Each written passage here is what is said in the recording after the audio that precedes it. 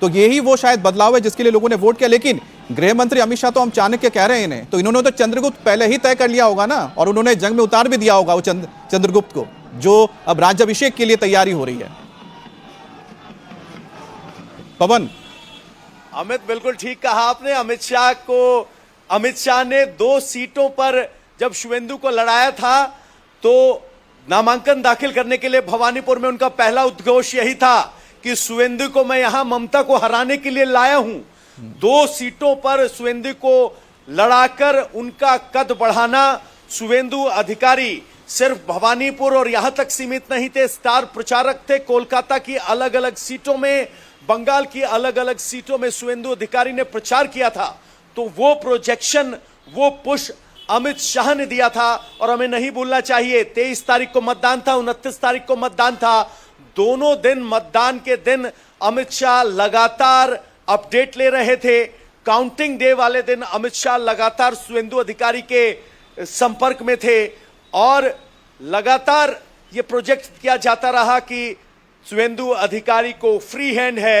LOP के तौर पर जब जब बीजेपी को सड़क पर लड़ने की जरूरत पड़ी, शुवेंदु अधिकारी वहां पहुंचे, चाहे वो संदेश खाली हो, चाहे वो आरजीकर हो। अच्छा पवन, मैं आपको रोकना चाह रहा हूं। आपने जो नाम अभी लिया था शुवेंदु अधिकारी का, तो जैसे ही गृह मंत्री कोलकाता एयरपोर्ट पहुंचे, उनका स्वागत करने के लिए देखिए जो चेहरे सबसे पहले आए, वहां पर शुवेंदु अधिकारी सबसे पहले थे। इसके अलावा यहां पर दिलीप घोष मौजूद थे और साथ ही साथ यहां पर राहुल सिन्हा को देखा, यहां पर निशित प्रामाणिक भी पहुंचे हैं। तो तमाम बहुत महत्वपूर्ण चेहरे हैं निशित प्रामाणिक। बिल्कुल। और अभी तो सबकी नजर इसी बात पर लगी हुई होगी कि शुवेंदु अधिकारी का नाम यदि फिक्स हो गया है सीएम के तौर पर, तो फिर उप मुख्यमंत्री कौन होगा? क्या कोई महिला उप मुख्यमंत्री होंगी?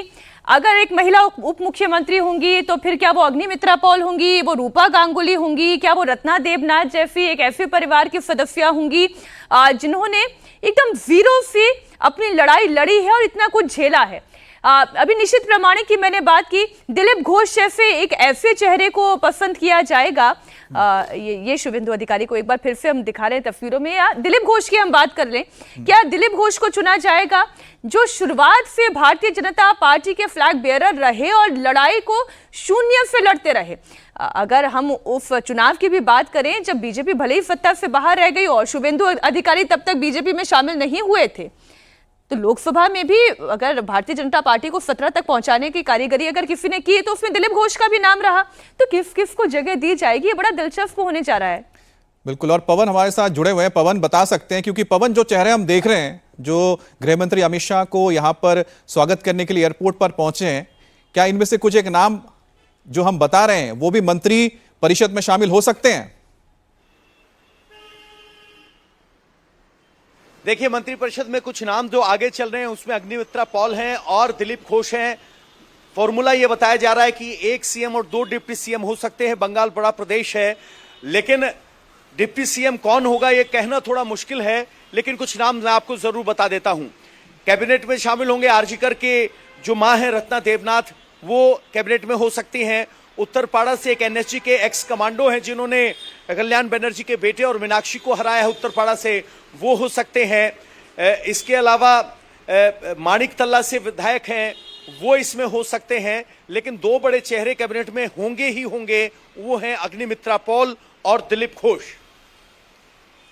तो तस्वीरें आप देख रहे हैं, गृह मंत्री अमित शाह के चेहरे पर वो उत्साह देखें। और खैर इस उत्साह की हर वाजिब कारण इस वक्त अमित शाह के पास हैं। एक तो जिस तरीके की मेहनत भारतीय जनता पार्टी ने की और फिर जिस तरह से जनता ने उन पर भरोसा जताया, भय के ऊपर भरोसे की जीत भी हुई।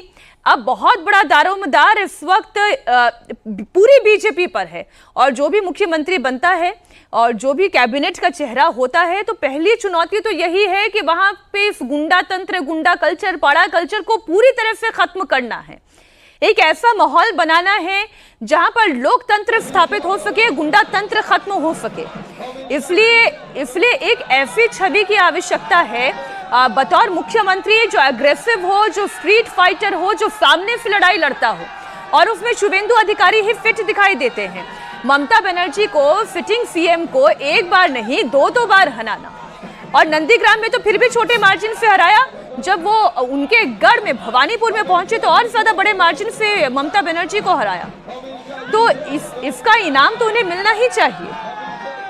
बिल्कुल, जैसा मीनाक्षी बता ही रही है कि शुभेंदु अधिकारी वाकई में सबसे फ्रंट रनर है और जाहिर सी बात है, जैसा पवन ने भी बताया कि 2 जगहों से उन्हें चुनाव लड़ाया गया था, दोनों बार 2021 की बात हो या फिर 2026 की, ममता बनर्जी को उन्हीं के घर में जाके हराना ये अपने आप में एक मायने रखता है। ममता जैसी एक बड़ी कद्दावर नेता को, जो 15 साल तक जिन्होंने बंगाल की सत्ता संभाली और अपने अकेले बलबूते पर 34 साल के कम्युनिस्ट पार्टी के राज को खत्म किया था, लेकिन उनके राज को खत्म करने में अगर जिस व्यक्ति ने, आप कह सकते हैं कि इस पूरी कहानी को लेकर पटकथा लिखी है, उनकी तस्वीर आप देख रहे हैं, वह गृह मंत्री अमित शाह। गृह मंत्री अमित शाह ने इस पीछे रहकर, पर्दे के पीछे रहकर इस पूरे रणनीति को तैयार किया और चेहरा था सामने प्रधानमंत्री मोदी का, उनके काम का, उनके ऊपर विश्वास का, और जिसका जनता ने भरपूर समर्थन किया।